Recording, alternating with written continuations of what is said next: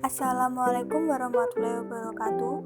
Saya Evilia Rindayati, kelas 2E dengan NPM 2014060254 akan menjelaskan berbagai praktikum di bidang biologi.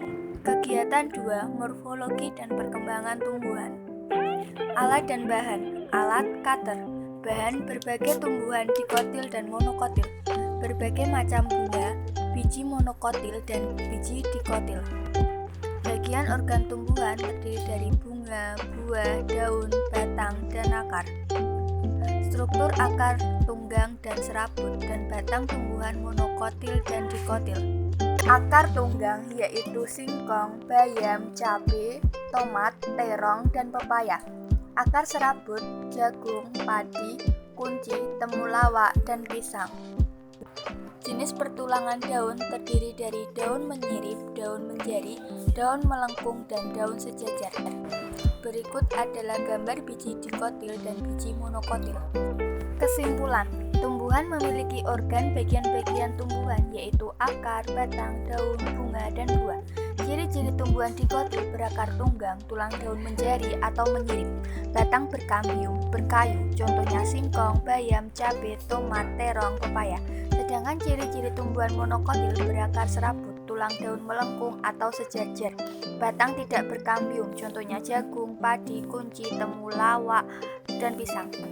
Kegiatan 3, morfologi penggolongan hewan dan daur hidup hewan. Alat dan bahan, toples, ikan, kadal, marmut, bekicot, capung, katak, burung, cacing tanah, kupu-kupu, dan nyamuk. Hewan invertebrata terdiri dari bekicot, capung, cacing tanah, kupu-kupu, dan nyamuk. Hewan vertebrata terdiri ikan, kadal, marmut, burung, dan katak. Berdasarkan tempat hidup, bekicot, capung, cacing tanah, kupu-kupu, nyamuk, kadal, marmut, burung hidup di darat, sedangkan katak hidup di dua alam. Ikan hidup di air. Ikan jenis makanan omnivora, cara berkembang biak ovipar, jenis penutup sirip. Kupu-kupu jenis makanan herbivora, cara berkembang ovipar, jenis penutup sisik halus seperti serbuk. Sedangkan burung makanan herbivora, berkembang biak ovipar, jenis penutup bulu.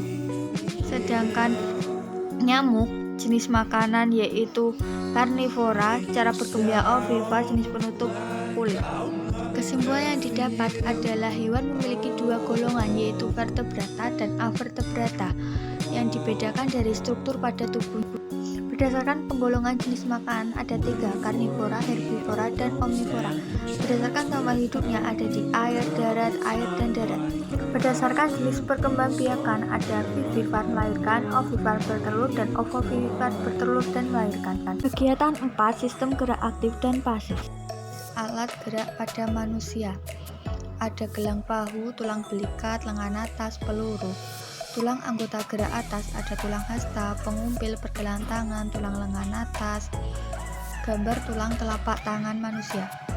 Gambar rangka kepala manusia ada tulang ubun-ubun, tulang kepala belakang, tulang pelipis. Ada tulang rusuk manusia. Ada tulang belakang, ada tulang leher. Ada gelang panggul. Tulang penyusun anggota gerak bawah ada tulang paha, tempurung lutut, tulang kering. Hubungan antar tulang yang terjadi terdapat persendian yaitu sendi pelana, sendi engsel, kuku. Terdapat 3 jenis otot dalam manusia yaitu ada otot polos, otot lurik, dan otot jantung. Kesimpulan, sistem gerak manusia terdiri dari sistem gerak aktif dan sistem gerak pasif. Sedangkan otot ada 3 jenis yaitu otot polos, otot lurik, dan otot jantung yang mempunyai ciri-ciri masing-masing. Susunan rangka manusia dimulai dari tulang tengkorak, tulang belakang, tulang dada, anggota gerak atas, dan anggota gerak bawah. Setiap antar tulang dihubungkan dengan sendi. Macam-macam sendi ada sendi putar, sendi pelana, sendi engsel, sendi peluru, sendi geser, dan sendi mati. Kegiatan 5, makanan, sistem pencernaan, dan indera perasa. Alat dan bahan, tabung reaksi, rak tabung reaksi, plat tetes, pipet, mortain, pistil. Torso pencernaan manusia, bahan makanan seperti susu, telur, roti tawar, dan lain-lain. Vitamin C. Pengujian karbohidrat dapat dilakukan dengan memberikan tetesan betadin ke semua makanan. Pengujian lemak. Oleskan bahan makanan pada kertas HVS dan keringkan. Lemak akan meninggalkan noda yang khas pada kertas. Pengujian vitamin C. Buatlah sari jeruk, nanas, dan tomat. Isi air masing-masing 50 ml, lalu masukkan 10-15 tetes betadine.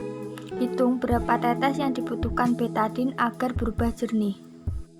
Indra perasa, mintalah salah satu temanmu untuk mencicipi gula, garam dapur, puyer, dan asam cuka. Hitung berapa waktu untuk merasakan. Sistem pencernaan manusia terdiri dari mulut, kerongkongan, lambung, usus halus, usus besar, dan anus. Kesimpulan, manusia membutuhkan makanan untuk hidup. Makanan yang sehat mengandung karbohidrat, lemak, vitamin, mineral, dan air.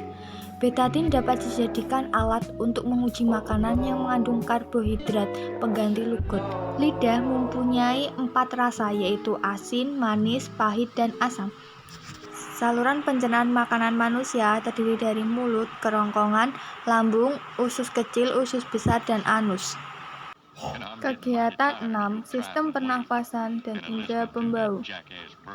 Alat dan bahan: jangkrik, kecambah, kapur sirih, kapas, zat pewarna, air kapur jernih, gelas plastik, botol bekas, bawang merah, bawang putih, jahe. Sistem respirasi manusia terdapat rongga hidung, laring, bronkus, bronkiolus, trakea.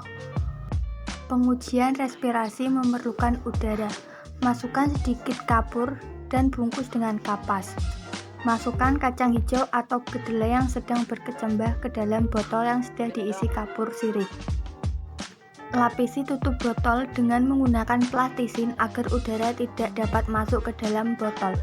Pastikan plastik. Tetesi ujung sedotan air menggunakan air berwarna merah. Amati tetesan air berwarna pada respirometer dan catat hasilnya. Lakukan percobaan tersebut dengan jangkrik juga. Proses respirasi menghasilkan CO2.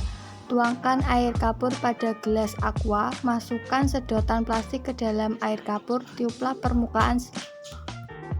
Perhatikan perubahan warna yang terjadi pada air.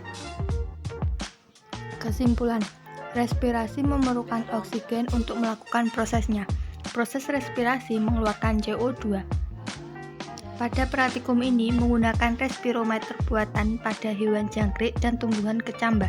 Dapat dibuktikan bahwa semua makhluk hidup melakukan respirasi, sedangkan proses respirasi menghasilkan karbon dioksida. Dapat dibuktikan ketika praktikum meniup air kapur jernih lama-kelamaan menjadi keruh. Menguji kepekaan hidung. Hidung adalah indera penciuman yang sangat peka terhadap bau.